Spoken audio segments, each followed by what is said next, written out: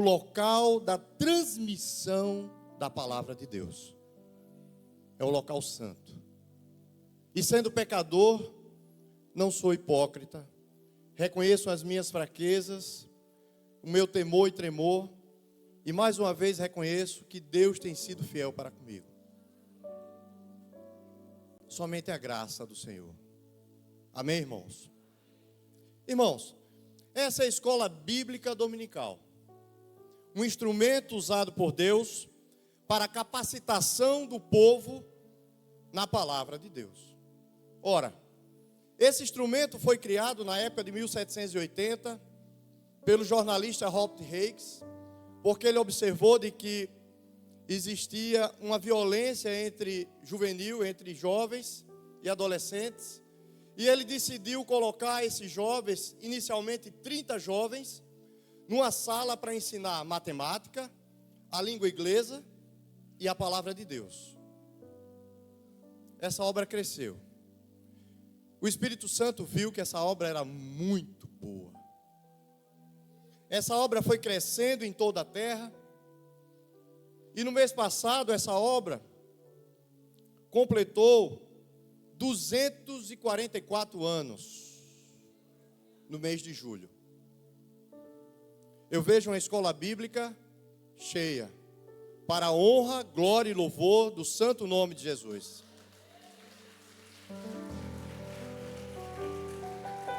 A escola bíblica, irmãos, tem sido confrontada em todo o mundo.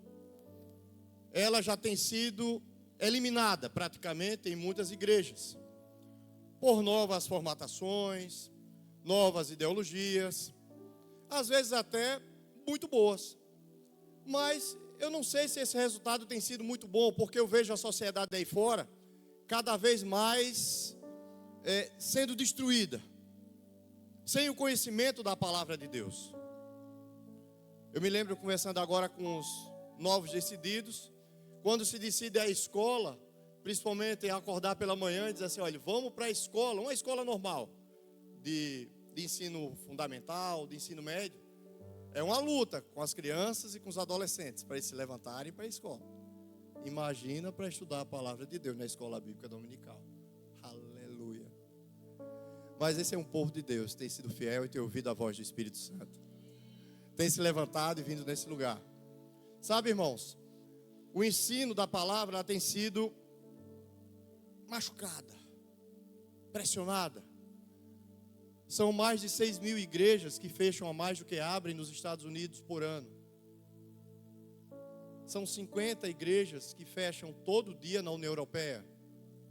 Estão virando shopping, bares, restaurantes, mas um local que se proclama a palavra de Deus. Por isso que eu louvo a Deus pela vida do pastor Múcio, pastor Murilo, pela visão da escola bíblica dominical. É bênção, irmãos, para a minha vida e principalmente para a vida de toda a igreja.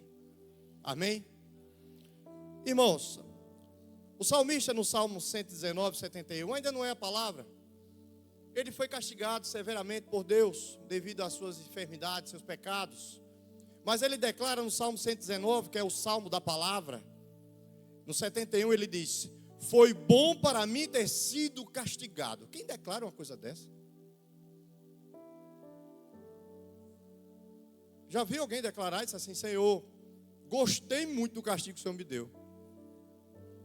Geralmente a gente chega na igreja e diz, Senhor, me livra, meu Deus, daquele problema, daquele pecado, da enfermidade, daquele que me persegue.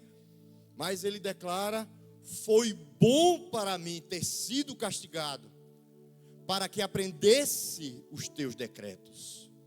A lei da tua boca vale mais para mim do que milhões em ouro e prata. Qual é o valor da palavra de Deus para você, crente? No Evangelho de São Lucas, no verso 24, 32, estava a caminho de Emaús 2 discípulos. Jesus tinha ressuscitado, mas eles não reconheceram Jesus chegando próximo deles. E Jesus comentou sobre todos os preceitos de Moisés até aquele momento, falando de que tudo centralizava nele. Mesmo assim, eles ainda não entenderam que era o próprio Jesus que caminhava com eles. Mas depois que Jesus foi convidado a entrar numa casa e a partir o pão, eles reconheceram que era Jesus e Jesus desapareceu na frente deles. Isso aí está em Lucas 24, 31. E no 32, os servos declaram: porventura, não nos queimava o coração quando Ele, o Senhor Jesus, durante a nossa jornada nos falava, quando nos explicava as Escrituras? Quando a palavra de Deus é pregada, seja na escola bíblica dominical, seja através dos louvores, seja através da rádio, de um programa que você vê televisivo, ou através dos pastores, essa palavra tem surtido esse efeito em meu e teu coração? Será que ela tem queimado? Tem mostrado o seu verdadeiro valor? Ou será que estamos apenas esquentando o banco da igreja? Irmãos, abra sua Bíblia no Evangelho de Mateus, capítulo 15.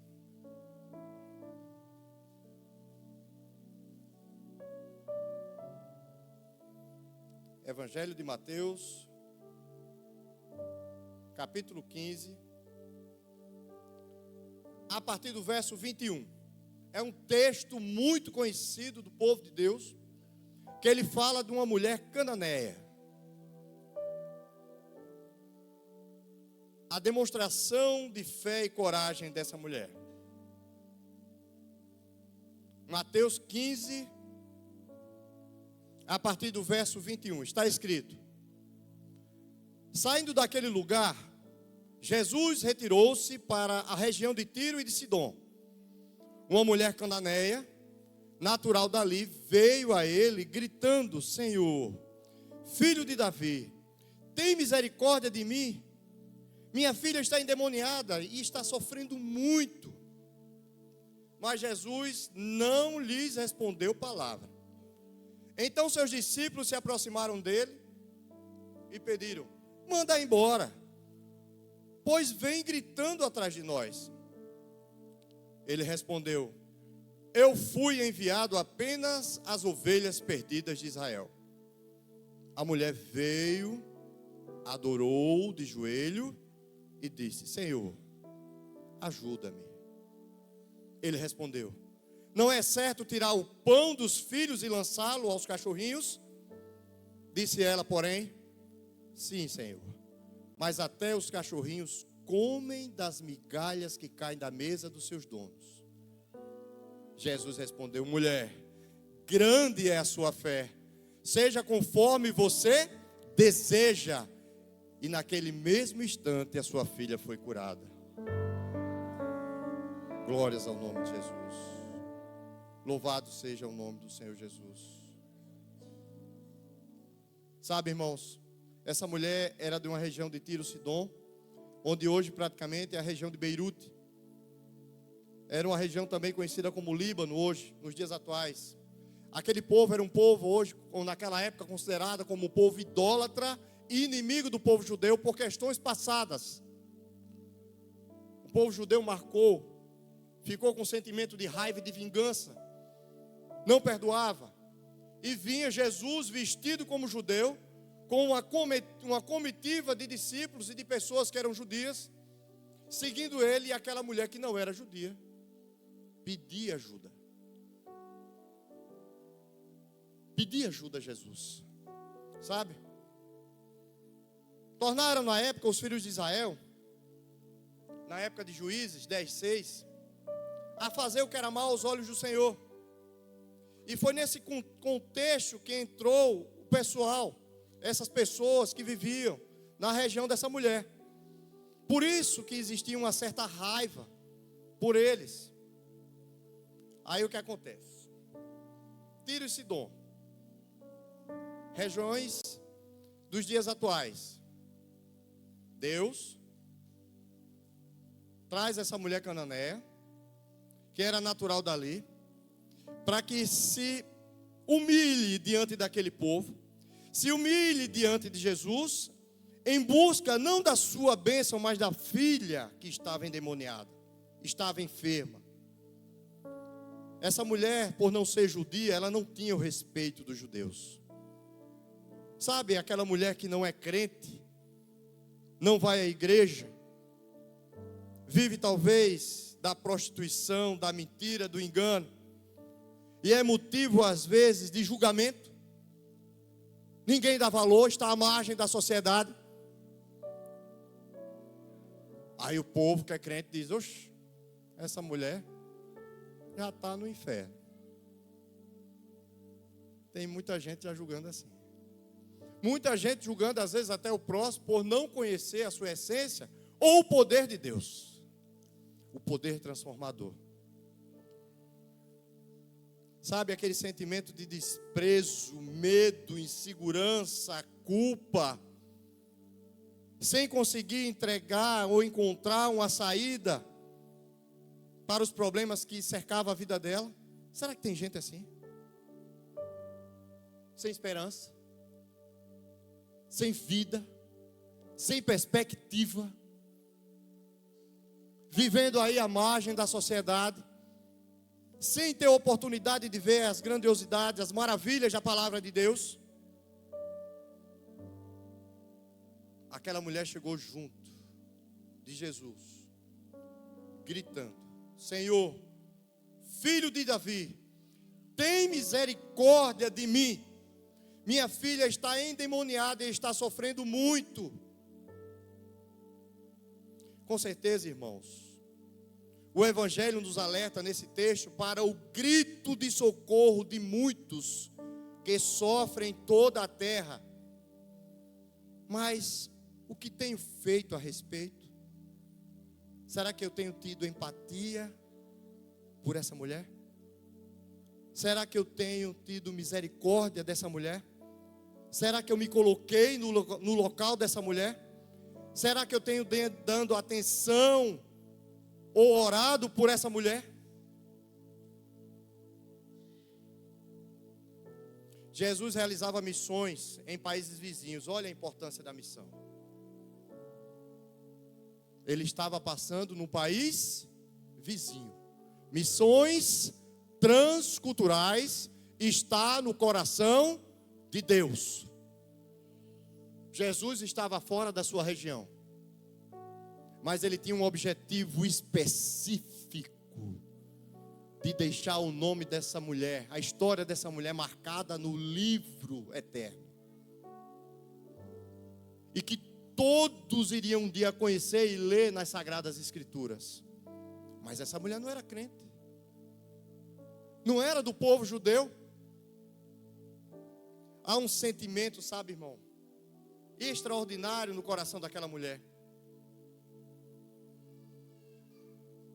Jesus realizava através dessa missão algo muito importante: resgate.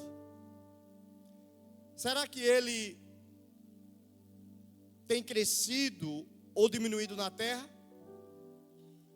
As missões, o que é que vocês acham, irmãos? Eu falei agora que as igrejas têm fechado. E as missões? Que são aqueles missionários e missionárias que partem aí, arriscando a vida pelo mundo, em regiões remotas, entregando a sua vida por amor a Jesus, para que possa resgatar vidas, assim como resgatava essa mulher. Jesus fazia missões. Interessante é que nesse contexto, Jesus ele não responde a essa mulher da forma que ela imaginava. Jesus não respondeu palavra. Então seus discípulos se aproximaram dele e pediram que ele mandasse ela embora. Olha, pois ela vem gritando aí, mestre, sabe? Está incomodando. Sabe como é bom estar ali na saia do pastor Jesus? Está ali, seguindo ele. Os crentes que seguiam ele naquela época só se converteram lá na frente, em João 20 e 22. Eram crentes da boca para fora. Pode ler João 20, 22, quando Jesus apareceu depois de ressuscitar e soprou o Espírito Santo sobre eles. Aí sim, eles começaram a enxergar a verdadeira justiça de Deus.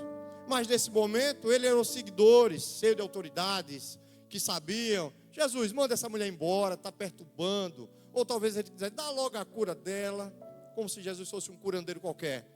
E manda embora, para que ela não perturbe mais, para que ela não incomode. A princípio, Jesus não responde para aquela mulher, parecendo não dar atenção, mas na verdade ele observava tudo ao seu redor, principalmente o comportamento dos seus discípulos. Jesus conhecia todas as coisas, conhecia o comportamento do coração dos seus discípulos ao redor, conhecia a luta daquela mulher e a sua filha endemoniada. Jesus já podia ter levantado a mão e dado a cura de imediato, mas ele observou todo o movimento. Uma questão didática, uma questão de ensino. Ele observa antes a conduta dos seus discípulos, que já estava julgando aquela mulher que precisava de ajuda. Eu estou com o mestre, eu estou salvo, eu estou com Jesus, o resto que se exploda. Será que tem crente pensando assim? Esse é um cuidado muito especial para aqueles que já conhecem a Jesus e a sua palavra e que ainda fazem parte da sua obra. Talvez as palavras que descrevam corretamente os discípulos sejam indiferença, arrogância e prepotência. Não podemos ser indiferentes às situações do sofrimento do próximo, seja ele crente ou não. Para os discípulos era mais cômodo se livrar do problema do que acolhê-la e ajudá-la. Sabe como é fácil? Você tem aquele patrão que te persegue, aquela pessoa que te incomoda na igreja talvez, ou seja ela uma pessoa que te perturba todo dia pedindo ajuda, é um drogado, que você diz: rapaz, essa pessoa não tem mais jeito, né? É melhor a pessoa dizer assim: Senhor, leva logo, né? Leva para o leito. É mais prático. Era isso que eles pediam. Se livra, Jesus, do incômodo. Tem que abraçar. Ser crente é abraçar o problema.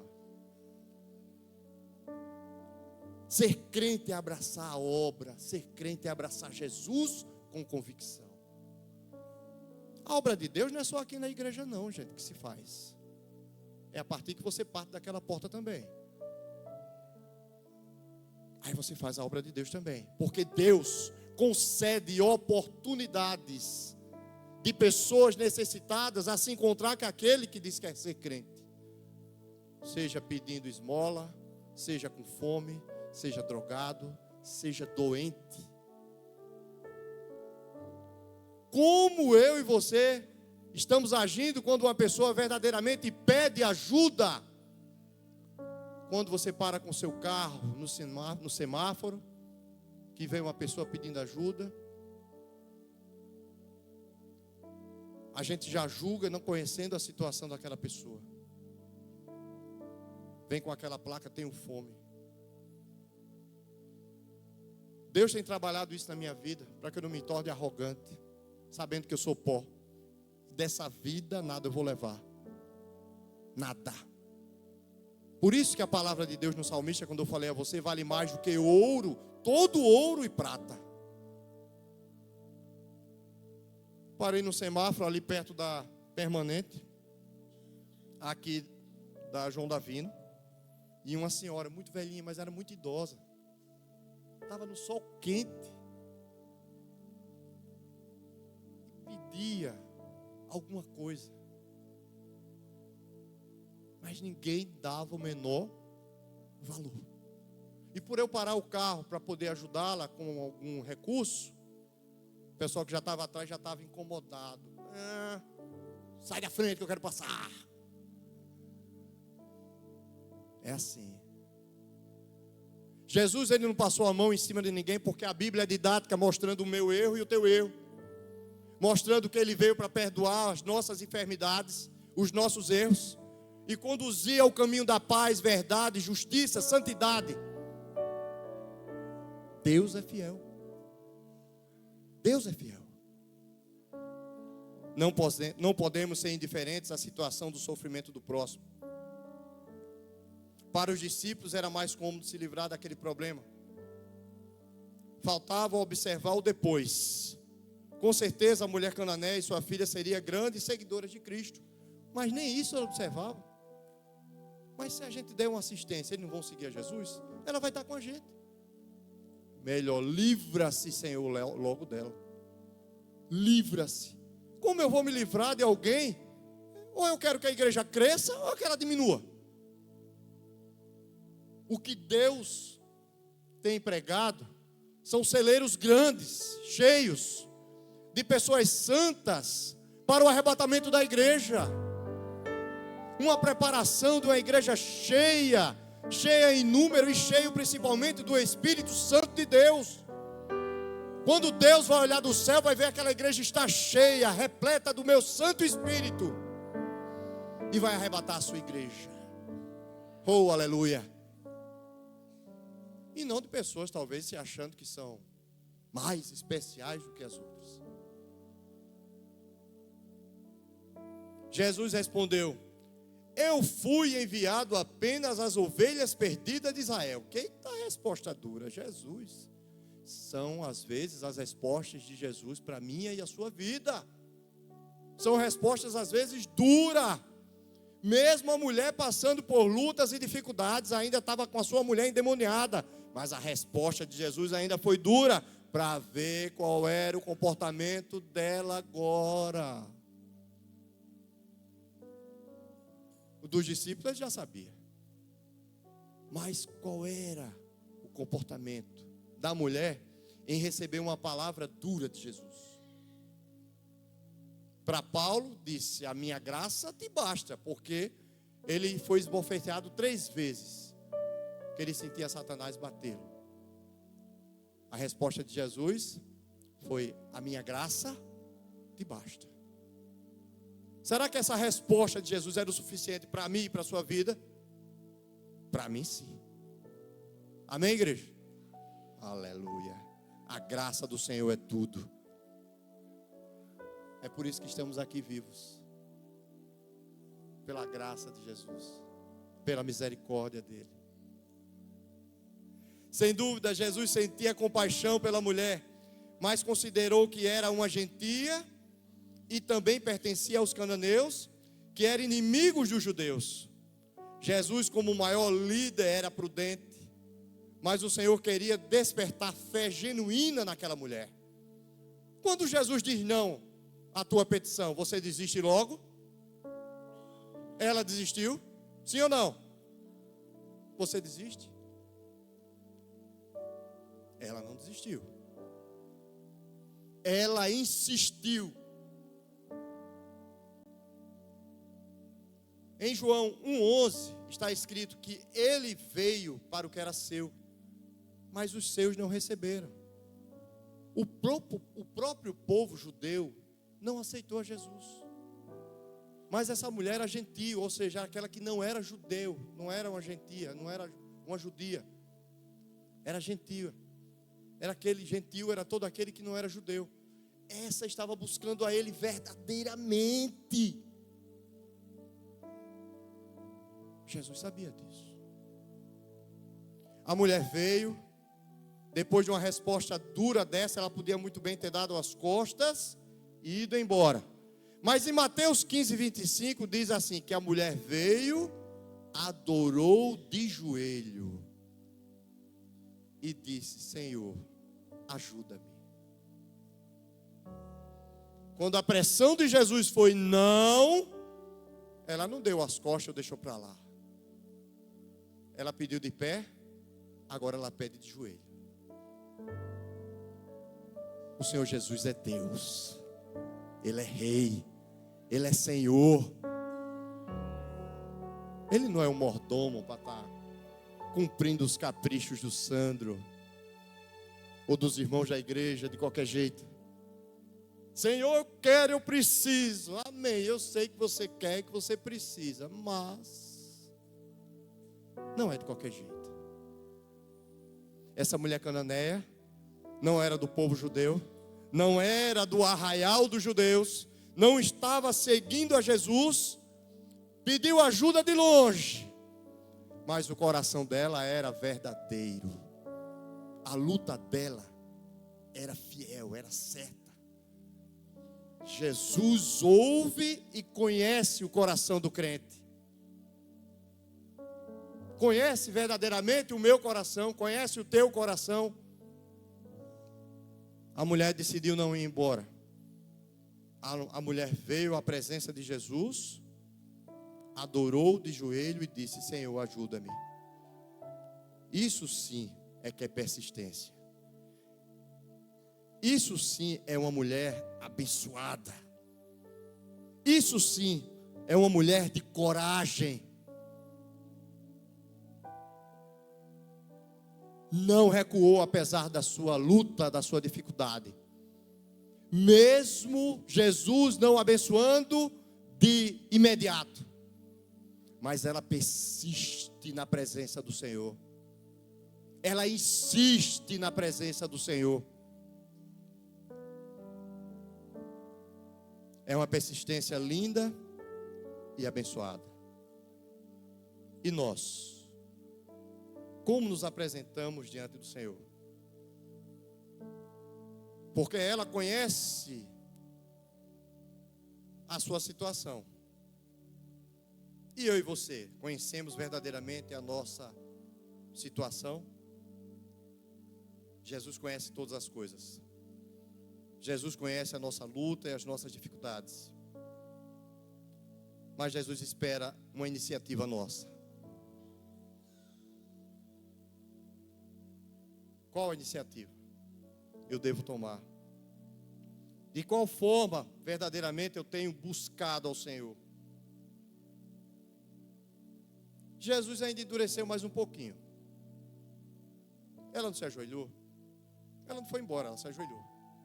Jesus em Mateus 15, 26 ainda disse: não é certo tirar o pão dos filhos e lançá-lo aos cachorrinhos. Aleluia. Já se imaginou Jesus te chamando assim?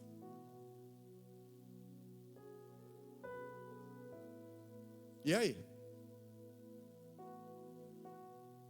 É Jesus que está dizendo isso, não sou eu. Ela gritava por socorro. Jesus ficou calado. Jesus disse não, ela se ajoelhou.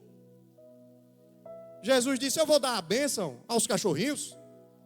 Porque a bênção era para o povo de Israel. Ele veio para os seus, mas os seus não aceitaram. Era até para o próprio povo que ali o seguia percebesse. Ele como líder, ele não estava acariciando logo de imediato aquela mulher que não era judeu, que não era judia, porque o povo judeu estava seguindo ele. Mas ele estava dando todas as características para que a mulher se arrependesse, que a mulher persistisse, que a mulher seria abençoada e que o povo também reconhecesse a sua conduta para com aquela mulher. O Senhor Jesus, conhecendo todas as coisas, continuava incentivando a fé daquela mulher. O não de Jesus nos incentiva. Não é para você recuar, não. Chamar alguém de cão era um insulto. Então eu pesquisei, verifiquei, que as diferenças existiam entre judeus e cananeus naquela época. Então existia um tratamento dos judeus para as pessoas que chamavam de cães gentios ou cães infiéis. Então Jesus estava dando todo o capricho do povo judeu, mostrando que o tratamento, ele dizia assim: eu vou dar a minha bênção para os cães. A mulher desistiu, gente. O crente tem desistido. A bênção de Jesus, irmãos, sempre é completa. Nunca é pela metade. Nunca. Não bastava curar sua filha e libertá-la, Mas o plano do Senhor era uma restauração completa, salvar a vida da mulher e da sua família inteira, e demonstrar ensino didático a todo o povo de Israel que ali o seguia. Essa é a visão divina. Essa é a visão de Deus. Nossa visão é limitada, mas a de Deus é profunda.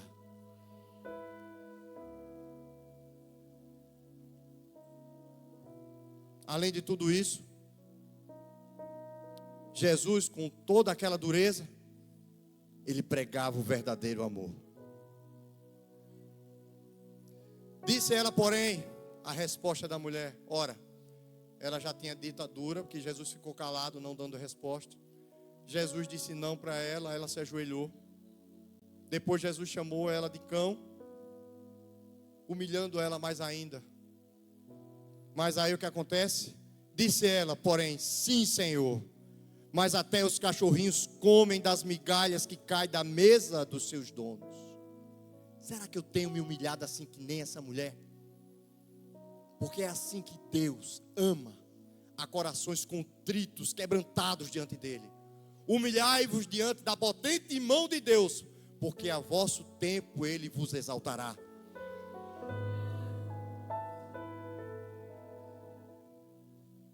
Eu tenho que me humilhar diante de Deus. Esse é o ponto-chave da vitória da mulher. Ela tinha uma completa humildade em seu coração. A sua fé era verdadeira, era genuína, porque apesar de todas as negativas, ela nunca recuou.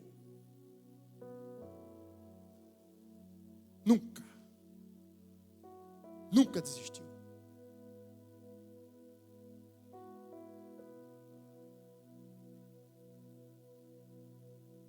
A gritaria naquele momento e o desespero são surpreendidas pela fé, pela persistência e pela esperança em Deus.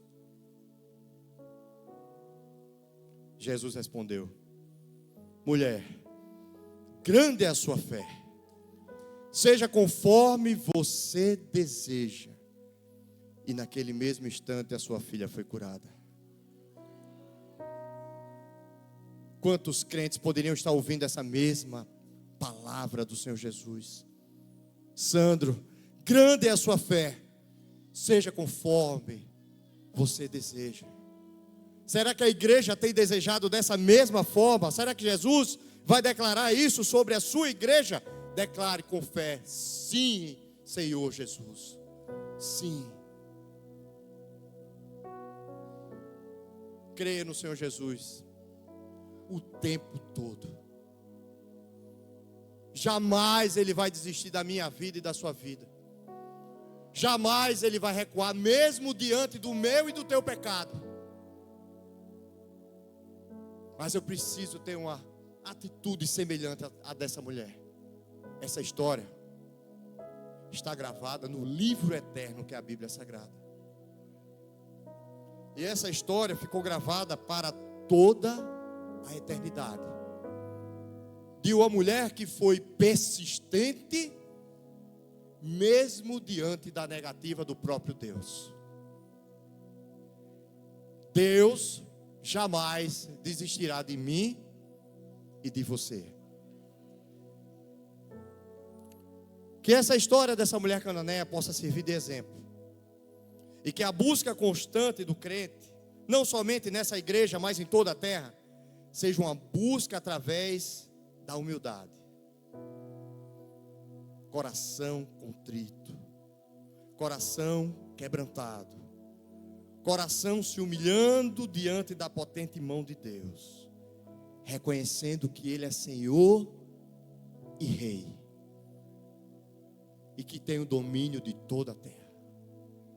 A minha vida e a sua vida está nas mãos do Senhor. Por isso, nunca desista em nome de Jesus. Amém, igreja? Fique de pé em nome de Jesus.